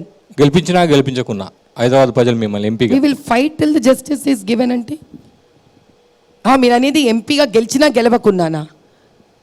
ఎంపీగా గెలవకపోతే నేను చేయవలసిన పనులు ఇంకా చాలా ఉంటాయి. నేను అసలు ఓపెన్గా మీకు నిలబడి మాట్లాడి వక్ఫ్ బోర్డ్కి నిలబడే హక్కు మీకు వచ్చేదే the moment you become MP. ఆ రోజు నా మాట 10 మందికి తెలుస్తుంది. I can stand in the court for that. Otherwise I have పస్మందల గురించి ఆలోచించే నేను కనుక ఎంపీగా గెలవలేదని మీ నోటివాక్తో కనుక నడిచింది అనుకోండి, అలా నాకు పస్మందలకు అన్నం పెట్టే పని చాలా ఉంది. నేను వాళ్ళకి డెలివరీ చేసే పని ఉంది. నాకు చేతనైన నిధితో నేను చేస్తాను. నా డబ్బులు పెట్టుకొని ఇంకా వేరే ఎక్కడ తిరుగుతాను. ముందు వాళ్ళ గురించి ఆలోచిస్తాను. పిల్లలకి కాలేజ్ ఫీజులు కట్టేది ఉంటుంది. ముందు ఆ బేసిక్ రిక్వైర్మెంట్స్ అటెండ్ అవుతాను నేను. సో మేడం, ఇంటర్వ్యూస్లో కానివ్వండి, ప్రచారంలో కానివ్వండి, మీ నుంచి వచ్చే ప్రతి మాట కూడా ఒక డైనమైట్లా ఉంటుంది. సో చిన్నప్పటి నుంచి కూడా మీరు dynamitic and like enthusiastic and powerful, energetic అని వింటూ ఉన్నాము. సో అది నిజమైతే are there any specific circumstances made you like to be like dynamic? నేను ఒక నార్మల్ మధ్యతరగతి కుటుంబం, అంటే even if you have to go it economic weaker section, ఇంట్లో నుంచి పెరిగి పెద్దదాన్ని అయిన పిల్లని నేను. మా కాలేజీలో, మాకు స్కూల్లో నాకు అస్సలు ఎప్పుడు ప్రైవేట్ స్కూల్లో చదవడం ఇష్టం ఉండేది కాదు. ఎందుకంటే 20 రూపాయల ఫీజు అంటే మిగతా వాళ్ళకి 40 ఉండేది. నా కోసం మా ప్రిన్సిపల్ స్పెసిఫిక్ కన్సెషన్ ఇచ్చారు ఆవిడ, 20 రూపాయలే కట్టడానికి. Because I used to be an outstanding student in everything and I was an all-rounder basically. నేను ఏ స్కూల్లో అయితే చదువుతున్నానో నన్ను చూసి కాలనీ నుంచి ఎవ్రీ ఇయర్ అడ్మిషన్స్ వచ్చేవి ఆ స్కూల్కి. Because I was there in that school, the school used to get admissions. మా మేడం ఏం చేశారంటే 50% డిస్కౌంట్ ఇచ్చారు. బికాజ్ మా నాన్నగారు కట్టలేరు కాబట్టి ఫీజు. కానీ అది కూడా ఇష్టం ఉండేది కాదు, చాలా ఇరిటేటింగ్గా ఉండేది. Why is not putting me in government school అని. ఎందుకంటే నాకు ఆ భారం కూడా మా నాన్న మీద ఉండడం ఇష్టం లేదు. మేము స్కూల్లో ఎప్పుడైతే ఫీజు కట్టలేకపోయేవాళ్ళం ఆన్ టైం, మా ప్రిన్సిపల్ ఒకసారి, నేను పెద్ద క్లాస్ ఏం కాదు నాకు తెలిసి, I should have been 4th or 5th if I'm not wrong, bench మీద నిలబెట్టించారు. క్లాస్లో అందరిని ఎవరైతే ఫీజు కట్టలేదో నిలబడ్డాను నేను. తర్వాత దిగి కాసేపు అయ్యాక లంచ్లో మా ప్రిన్సిపల్ వెళ్ళి కలిశాను నేను. ఆవిడ ఒకటే అన్నాను నేను, ఈరోజు కాకపోతే రేపొద్దు మా నాన్నగారు ఎప్పుడో వచ్చి మీకు ఫీజు కడతారు, కానీ నన్ను బెంచ్ మీద నిలబెట్టిన అవమానం రిటర్న్ ఎలా తీసుకుంటారని అడిగాను నేను. ఒక ఈడబ్ల్యూఎస్ ఫ్యామిలీ నుంచి వచ్చినటువంటి, ఒక lower middle class Brahmin family నుంచి వచ్చినటువంటి మీరు కట్టర్ హిందూగా మారడం వెనక, ఏం హిందూగా అండి? పూర్తి స్థాయి హిందూవాదిగా మారడం వెనక. నేను చిన్నప్పుడు హిందూవాది. ఈడబ్ల్యూఎస్ ఇంట్లో హిందూవాది ఉండకూడదు ఇంకా ఉండొచ్చు, వారి ఇష్టం. కానీ బట్ ఓల్డ్ సిటీలో పోటీ చేయడానికి రితేశ్వర్జీ మహారాజు యొక్క ఆశీర్వాదాలు, ఆ తర్వాత బీజేపీలో ఉన్నటువంటి పెద్దల యొక్క ఆశీస్సుల మూలంగానే మీరు బీజేపీ పార్టీలో లేకపోయినా కానీ సీట్ వచ్చింది. బృందావనంలో ఉన్నటువంటి యొక్క రితేశ్వర్జీ మహారాజు యొక్క ఆశీర్వాదాలతోనే మీరు డైరెక్ట్గా ప్రధానమంత్రి స్థాయి వ్యక్తికి పరిచయం అయ్యారు. ఆ తర్వాత బీజేపీలో జాయిన్ అయినారు. అక్కడ మీకు సీటు ప్రకటించిన తర్వాత జరిగినటువంటి చర్చ, యాక్చువల్గా మాధవీలత, లెట్ మీ ఫినిష్ ఈ చర్చ జరుగుతున్నది ఇప్పుడు ఏదైనా కానీ సోర్స్ రావాలంటే మీ పార్టీ వాళ్ళే ఇస్తారు. ఎందుకంటే గత 20 సంవత్సరాలుగా మీరు ఓల్డ్ సిటీలో అనేకమైనటువంటి కార్యక్రమాలు చేస్తున్నారు, యాగాలు చేస్తున్నారు, యజ్ఞాలు చేస్తున్నారు. లేదండి, 20 ఏళ్ళగా చేయలేదు. నేను చెయ్యని మీకు చెప్ప మీరు అనేసుకుంటే ఎలా? మీరు ఇందాక చెప్పారు 20 ఏళ్ళగా నేను యాగాలు ఓల్డ్ సిటీలో చేశాను అనలేదు. మీ యొక్క లైఫ్ టైంలో భాగంగా చేసుకుంటూ వచ్చి మీ యొక్క ప్రోగ్రామ్స్ని ఎక్స్పాండ్ చేశారు. మీకు పూర్తి స్థాయిలో బీజేపీ సీట్ రావడానికి what is the main criteria అని మీరు అనుకుంటారు? 20 ఏళ్ళగా నేను చేసిన ధర్మ కార్యక్రమాలు, చారిటబుల్ వర్క్స్, యజ్ఞం అనేది నేను కేవలము ఎప్పుడు చేశాను? 2023లో చేశాను, భారత భాగ్య సమృద్ధి యజ్ఞం. అది కాక నేను నా ఇంట్లో పర్సనల్గా 20 ఏళ్ళుగా నేను నాకు మంత్రోపదేశాలు ఉన్నాయి, నా పూజలు, నా హోమాలు, నా యజ్ఞాలు నేను చేసుకుంటూ ఉంటాను. దేశం కోసము నేను చేసినది ప్రప్రథమమైన యజ్ఞము భారత భాగ్య సమృద్ధి యజ్ఞం. It has happened 2023 October November టైంలో అయ్యింది. ఇది కాక 20 ఏళ్ళగా చారిటబుల్ వర్క్స్ చేస్తున్నాను. నేను తెలంగాణలో చేశాను, ఆంధ్రాలో చేశాను, ఆంధ్రాలో చాలా ఏరియాస్లో చేశాను, తమిళనాడులో కూడా చేశాను. నేను వీలున్న ప్రతి చోట చేశాను. నేను మధురైలో చాలా చోట్ల చేశాను. నేను ఈవెన్ సమ్ ప్లేసెస్ ఆఫ్ కర్ణాటకలో కూడా చేశాను. Why can't that be a basis? అంటే ఎందుకంటే 2019 ఎన్నికల్లో అక్కడ బీజేపీ అభ్యర్థి భగవంతరావు పోటీ చేసినప్పుడు 3 లక్షల ఓట్ల తేడాతో ఓడిపోయాడు, అసదుద్దీన్ ఓవైసీ గెలిచారు. ఇప్పుడు పర్ఫెక్ట్గా అక్కడ ఇంతే స్థాయిలో ముస్లింలు గత 40 సంవత్సరాలుగా, ఎందుకంటే అసదుద్దీన్ ఓవైసీ వాళ్ళ ఫాదర్ సీనియర్ ఓవైసీ ఉన్నప్పటి వరకు అంటే 40 సంవత్సరాలుగా, మీకు 10 ఏళ్ల వయసు ఉన్నప్పటి నుంచి కూడా ఓల్డ్ సిటీలో ఎలాంటి పరిస్థితులు కూడా మారలేదు. ఈ ఒక్కసారి మీరు చేస్తున్నటువంటి కార్యక్రమాల ద్వారా అక్కడ మార్పు వస్తుంది అన్నది ఎంతవరకు ఆశపడుతున్నారు మీరు? Actually where there is a will there is a way. Of course అంతే. అసలు మార్పుకు ఒక ప్రయత్నమే లేకుండా అయిపోయింది 45 ఏళ్లగా. మార్పు అనేది ఒక ప్రయత్నం. దానికి తోడు 2 రకాల మార్పులు ఉన్నాయి. ఒకటి సెంట్రల్ గవర్నమెంట్ నుంచి మనం ఇచ్చి చేయించగలిగిన మార్పులు, రెండోది కంటిన్యూస్గా స్టేట్ గవర్నమెంట్లో మనం వాళ్ళకి అపీల్ చేస్తూ రిక్వెస్ట్ చేసే మార్పులు. ఇప్పుడు ఆర్థిక ఇబ్బందులు కానీ, విద్యా ఇబ్బందులు కానీ, వాళ్ళకుండే వాళ్ళ కాళ్ళ మీద వాళ్ళు నిలబడగలిగి వాళ్ళు చేయగలిగినవి కానీ, మదర్సాలలో సెంట్రల్ వర్క్ బోర్డ్ ఫండ్స్ కానీ, ఇలాంటివన్నీ సెంట్రల్ గవర్నమెంట్ నుంచి ఇవ్వగలిగిన అవి ముందు కంటిన్యూస్గా చేయొచ్చు కదా. ఫర్ ఎగ్జాంపుల్, ఇప్పుడు మీకు ప్రధానమంత్రి నేనే చేశాను, ఈవెన్ బిఫోర్ దీనికి సంబంధం లేకుండా లాస్ట్ 8 months 6 months నేను చాలా ట్రై చేశాను. దేనికి? స్వనిధి, ప్రధానమంత్రి గారి స్వనిధి స్ట్రీట్ వెండర్స్కి 10,000 ఇచ్చేది. ఎన్ని హర్డల్స్ ఉన్నాయంటే అందులో ఇక్కడ లోకల్ గవర్నమెంట్ జిహెచ్ఎంసీ వాళ్ళందరినీ తీసుకొని వెళ్ళాలి వాటికి. వాళ్ళు it is not that easy. అవనివ్వరు, తిరిగి మన చెప్పులు అరిగిపోవాలి. అంటే ఆ సేవ చేద్దామనుకున్న సోషల్ వర్కర్కి కూడా విసుగొచ్చేస్తుంది. ఇంకా ఎందుకు వచ్చింది అబ్బా వదిలేద్దామని. ఇలా వదిలేసిన సోషల్ వర్కర్స్ చాలామంది ఉన్నారు. ఇవన్నీ నా జీవితానుభవాలు. రావాల్సింది సెంట్రల్ నుంచి, ఆగిపోయేది ఇక్కడ. So this is what I want to take it forward.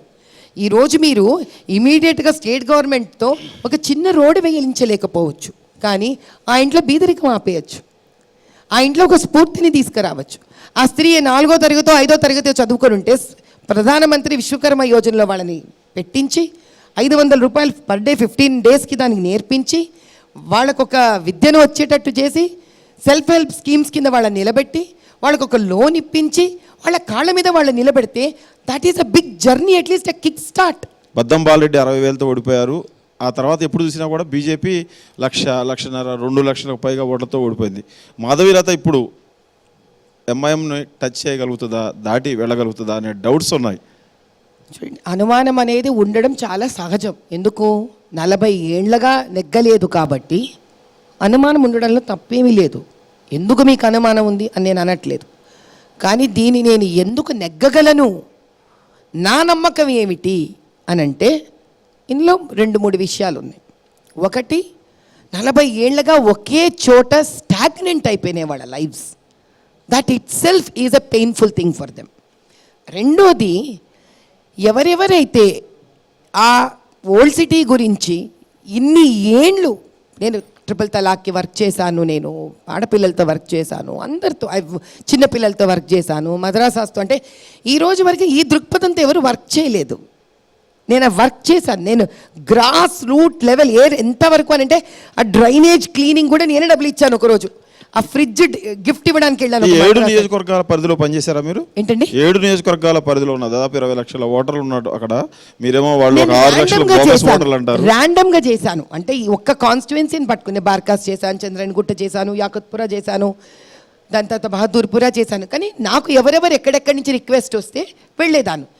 ఈ పద్ధతిలో నేను ఆల్మోస్ట్ ప్రతి కాన్స్టిట్యుయెన్సీని కవర్ చేశాను, కానీ కంప్లీట్ కాన్స్టిట్యుయెన్సీని కవర్ చేశానంటే కవర్ చేయలేదు. నియోజకవర్గంలో 1900కు పైగా పోలింగ్ బూతులు ఉన్నాయి కదా. పోలింగ్ బూతులకి ఏజెంట్లు దొరుకుతారా మీకు?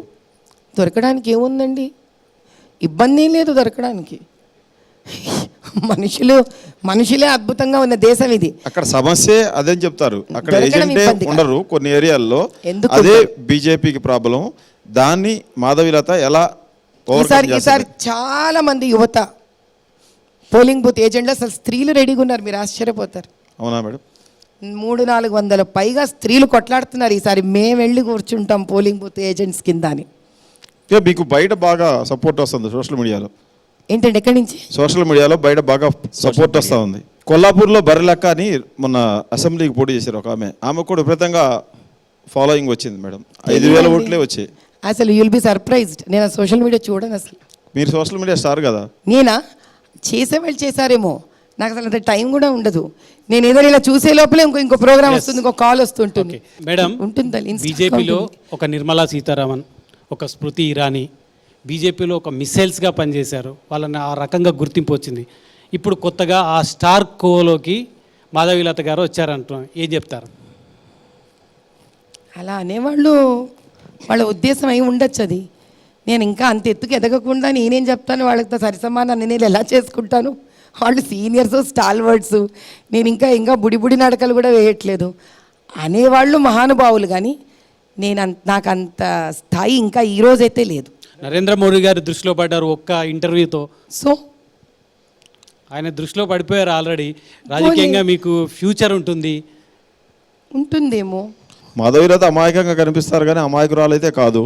ఆమె ప్రతి స్టెప్ మీరు చెప్పిన స్కూల్లో బెంచి ఎక్కిన దగ్గర నుంచి బెంచి ఎక్కి దిగి ప్రిన్సిపాల్ని ప్రశ్నించే వరకు కూడా, అక్కడి నుంచి మీరు చదువుకున్న ఇక్కడి నుంచి ఇంట్లో హోమ్ ట్యూటర్గా మీ పిల్లలకి చదువులు చెప్పిన దగ్గర నుంచి, ఫ్యాషన్ డిజైనర్లో మాస్టర్ డిగ్రీ తీసుకున్న దగ్గర నుంచి ఎక్కడా కూడా మీదంతా ప్లానింగ్ ఉంది. హైదరాబాద్లో బీజేపీ ఎంపీగా పోటీ చేయాలి, ఇక్కడి నుంచి గట్టిగా పోటీ ఇవ్వాలి అనేది కూడా ప్లానింగే. అంటే ఏమంటారు? ప్లానింగ్తో 20 ఏళ్ళు పిల్లల్ని పెంచగలమా? తెలియదు. మన ఇంట్లోనే పెంచుకొని పిల్లల్ని స్కూళ్ళకు పంపించకుండా ప్లాన్ చేయడం అంత ఈజీ అయితే కనుక మీరందరూ కూడా చేసేసి ఉండాలి ఇప్పటిదాకా. It doesn't happen that way. ఇక్కడ మాకు విరంచి లాంటి సంస్థకున్న ఎండి మా ఫాదర్ కాదు, ఇది డబ్బుతో సంబంధించింది. నేను పెద్ద స్కూళ్ళల్లో వేస్తే మీరు డబ్బు తీసుకొని రావాలి. ఏమీ వేయకుండా ఇంట్లో కూర్చోబెట్టిందానికి డబ్బు ఎందుకండి? నాకు అర్థం కాలే. ఇంత ముద్దపప్పు చాలు. కానీ మీరు ముస్లిం మహిళలతో కూడా కలిసి పనిచేశారు కదా. అవునమ్మా. మసీదుని తొమ్ముదాం, శవాలు వెళ్తే మీవి, శివం వెళ్తే మాది, దీన్ని ఏకీభవిస్తారా? ఎక్కడ ఏ ప్రాంతంలోది ఇది? తెలంగాణలో గతంలో మాజీ అధ్యక్షుడిగా పనిచేసిన వ్యక్తి, బీజేపీ రాష్ట్ర శాఖకి. అంటే ఆ రోజు నేను ఆ రోజు పార్టీలో లేను. ఇది పార్టీకి సంబంధం లేదు మేడం. మీరు హిందూ ధర్మాన్ని ప్రచారం చేస్తుంటారు. మీరు చేసిన ప్రసంగం, దానికి ముందు వచ్చిన కమెంట్ చెప్పండి మీరు. ఏ కమెంట్ అంటే ఆయన ఊరికే ఇంట్లో ఉండి, ఒక్క నిమిషం, ఇప్పుడు మీరు చెప్పండి, మీ ప్రశ్న అయిపోయిందా? ఆయన హాయిగా ఇంట్లో ఉండి ఇలా కప్పు కాఫీ తాగుతూ కమెంట్ ఇచ్చాడు. అది దాని ముందు కమెంట్ ఏంటి? ఏంటండి? అది తీసుకురండి, అప్పుడు దీనికే సమాధానం చెప్తాను. అది దాన్ని మీరు దాని ముందు కమెంట్ తీసుకురండి ముందు కమెంట్. దేశవ్యాప్తంగా ఇప్పుడు రామచంద్రుని తిట్టాడండి, ఎందుకు ఊరుకుంటా? కౌశల్యని ఇష్టం వచ్చాడు మాట్లాడతారు, ఎందుకు ఊరుకుంటా? చీము రక్తం లేదా నాకు? ఎందుకు ఊరుకుంటా నేను? ఆ ముందు కమెంట్ తీసుకురండి. వాక్ స్వాతంత్రం దేవుని తిట్టడానికి ఉందా? దానికి ఉందా వాక్ స్వాతంత్రం? Come on, let's not get into this story. In that case I'm not here.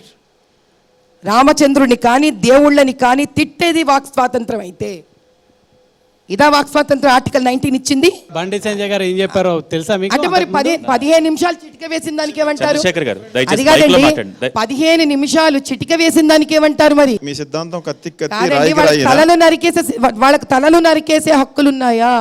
15 నిమిషాలు పోలీసులను పక్కన పెడితే మొత్తం ఏం చేస్తామో నిర్మూలించి చూపిస్తామన్నారు. అది ఉందా పోనీ? దానికి ముందు కామెంట్ ఏమైనా ఉందా మేడం? మీరు అలాగే అంటారా? మేడం మీరు ఇంత ముందు అన్నారుగా బండి సంజయ్ ముందు కామెంట్ ఏముంటుందని. కదా? మీరు అసదుద్దీన్ ఓవైసీ ఆ కామెంట్ చేయడానికి ముందు ఏమైనా కామెంట్లు ఉంటాయి కదా, ఉన్నాయా నేను లేవా? చెప్తే కానీ మీకు అర్థం కాదని చెప్తున్నా. ఇప్పుడు మీరు ముందు కామెంట్ చెప్పండి. మీరు చెప్పిన దానికి అడుగుతున్నాం మేము. అసదుద్దీన్ ఓవైసీ ఆ కామెంట్ చేయడానికి ముందు బీజేపీ నేతలు ఎవరైనా కామెంట్ చేశారా? లేదంటే అసదుద్దీన్ నేను ఇది ఓవైసీ చెప్పకపోతే మీరు మీకు అర్థం కాదు. మీరు చెప్పినట్టుగానే అసదుద్దీన్ ఓవైసీ టీ తాగుతూ టీ కప్ ఆడ పెట్టి బయటకు వచ్చి మాట్లాడా?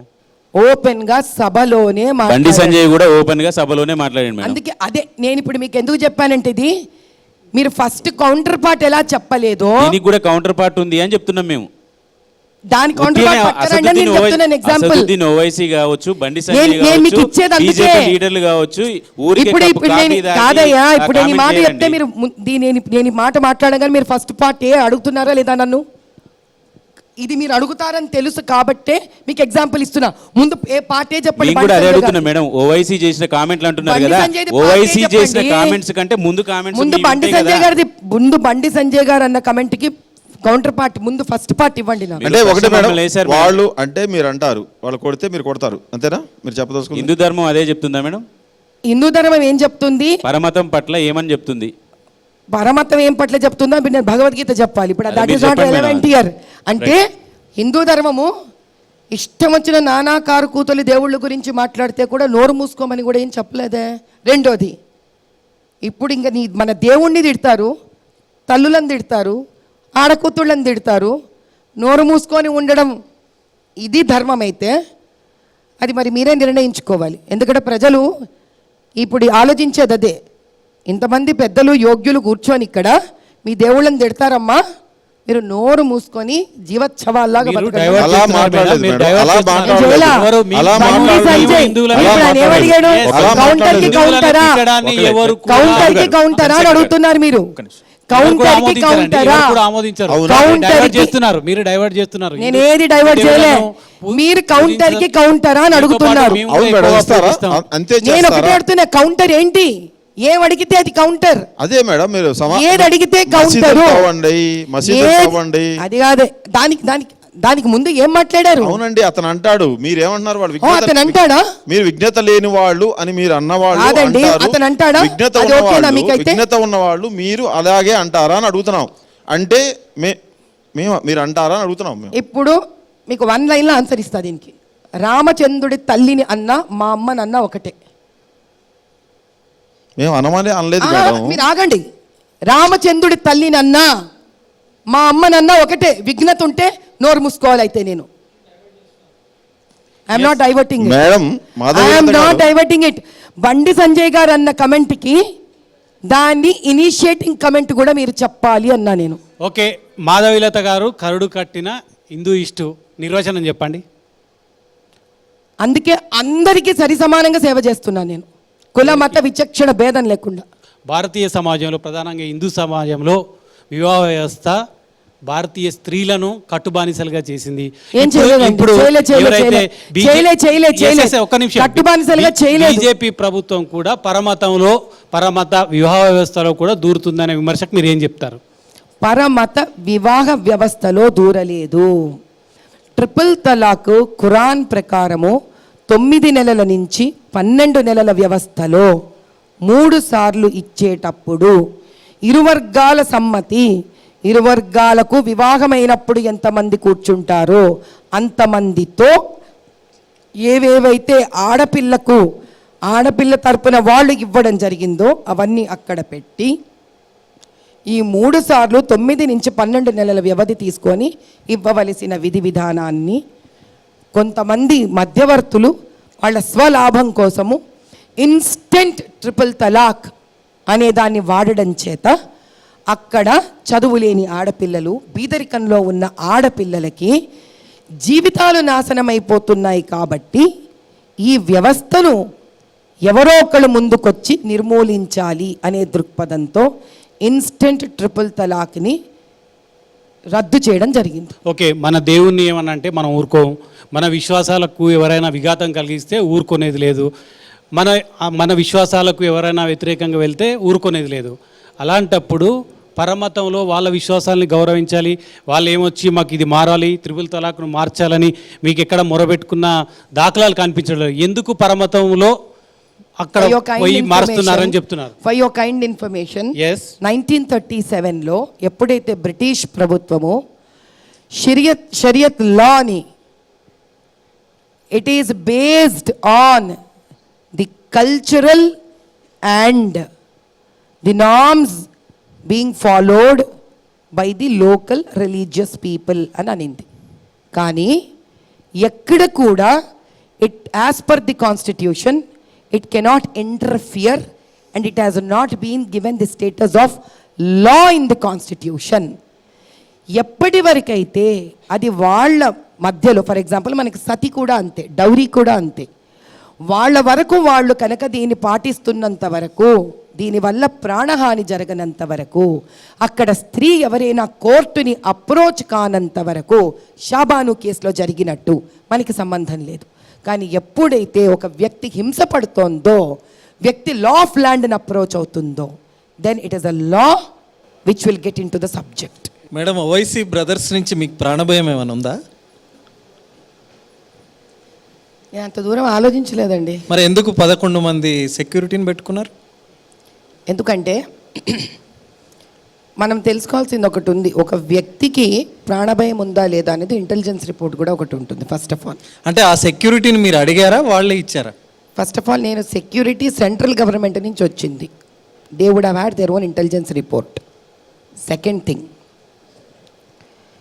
అసదుద్దీన్ గారు బీఆర్ఎస్ నుంచి ముస్లిం ఎమ్మెల్యే వెళ్ళినా, కాంగ్రెస్ నుంచి ముస్లిం ఎమ్మెల్యే వెళ్ళినా, సియాసత్ లాంటి పేపర్ల నుంచి ఎడిటర్లు నిజానిజాలు చెప్పడానికి బయలుదేరినా, వాళ్ళ మీద ఏఎంఐఎం వాళ్ళు దాడులు చేయడం అనేది చాలా సర్వసాధారణమైన విషయం.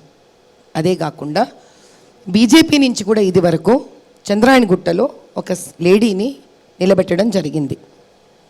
ఆవిడ మీద కూడా అప్పట్లో రాళ్ళు చెప్పులు విసరడం జరిగాయి. వాళ్ళెవరు, నేను ఏ విధంగా అయితే అగ్రెసివ్గా వర్క్ చేస్తున్నానో అంత అగ్రెసివ్గా చెయ్యకపోయినా కూడా వాళ్ళు దాడులకు లోనయ్యారు. ఇంత అగ్రెసివ్గా నేను చేస్తున్నప్పుడు వర్క్, దాడులు అయితే చేయకపోయినా పడిపోతే వాళ్ళతో, ఇంకా అగ్రెసివ్గా వెళుతున్నప్పుడు చేతులు గాలేక ఆకులు పట్టుకొని ప్రయోజనం లేదు కదండి. నన్ను కాపాడుకునే బాధ్యత నాకు టికెట్ ఇచ్చినప్పుడు ఎవరిది? మేడం, విరించి హాస్పిటల్లో మీ రోల్ను మీరు తగ్గించుకున్నారా, వాళ్ళు ఏమైనా తగ్గించారు? ఇది నేను తగ్గించి 2.5 ఏళ్ళు అవుతోందండి.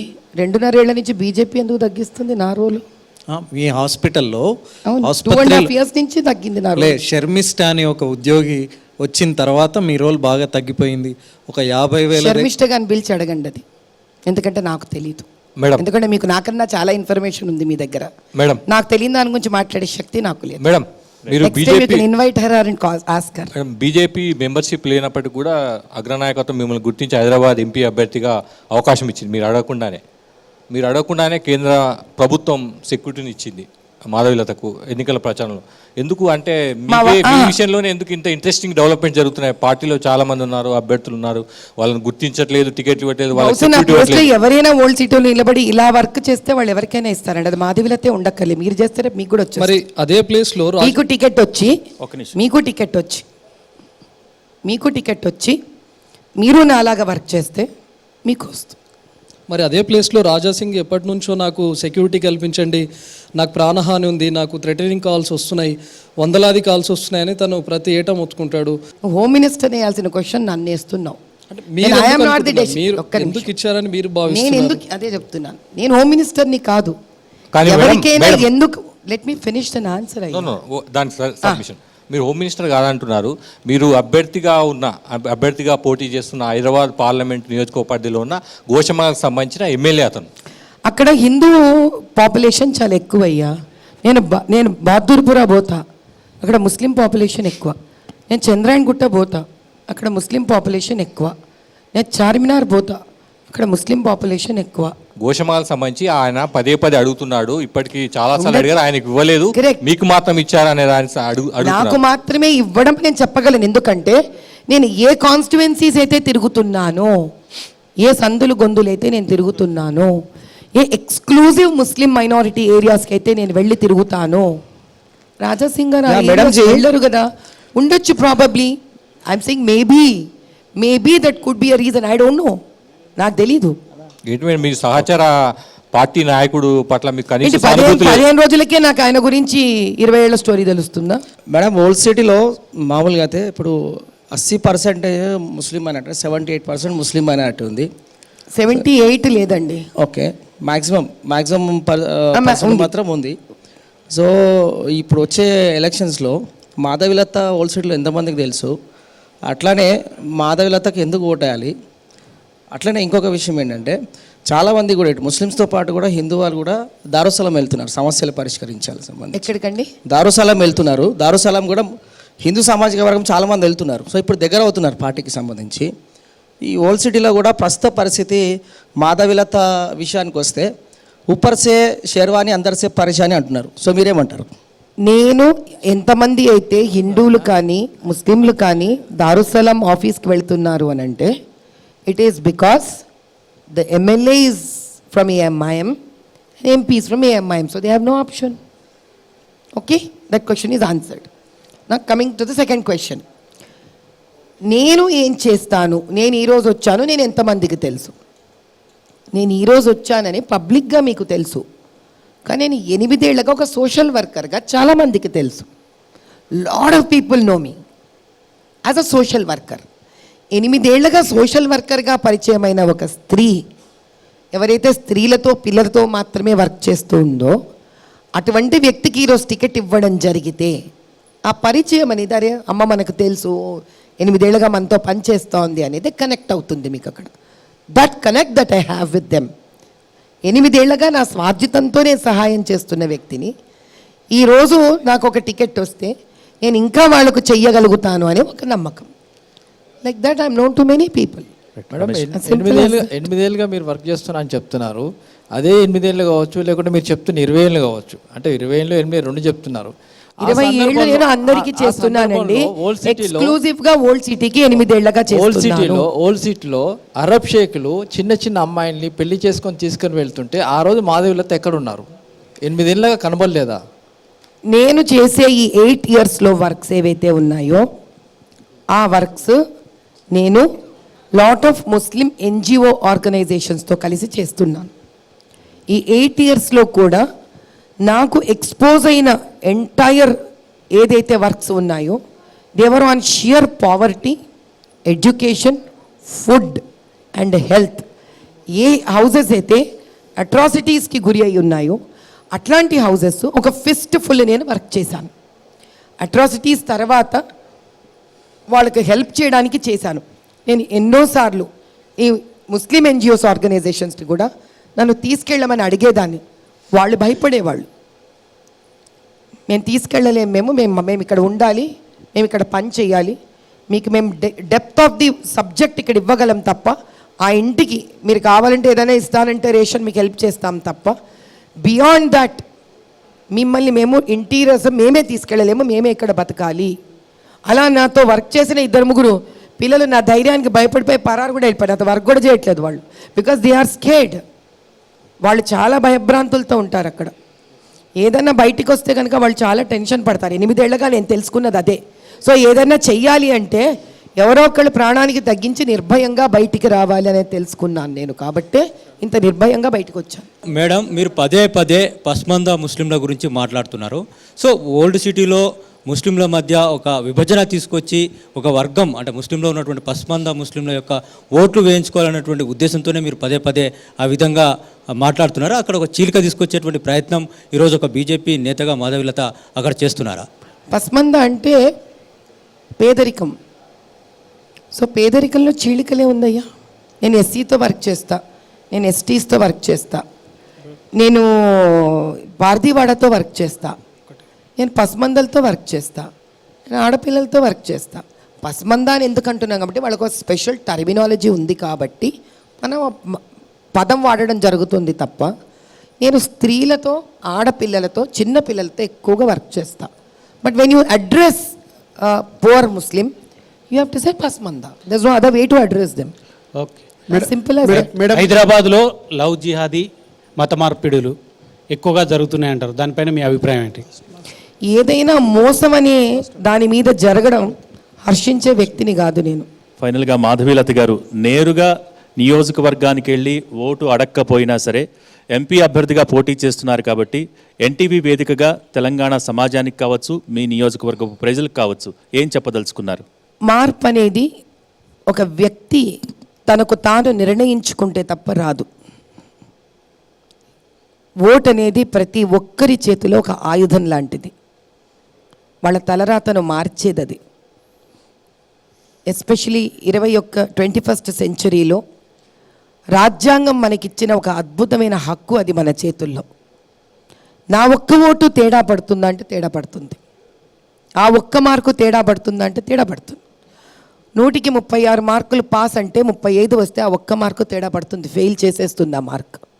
కాబట్టి ప్రజలందరితో నా విజ్ఞప్తి ఒకటే, అది హైదరాబాద్ లోక్సభ పార్లమెంట్ అవ్వనివ్వండి, తెలంగాణ మొత్తం అవ్వనివ్వండి, ఆంధ్ర మొత్తం అవ్వనివ్వండి, దయచేసి రాజ్యాంగం మీకు ఇచ్చిన మీ ఓటు హక్కుని వినియోగించుకోండి.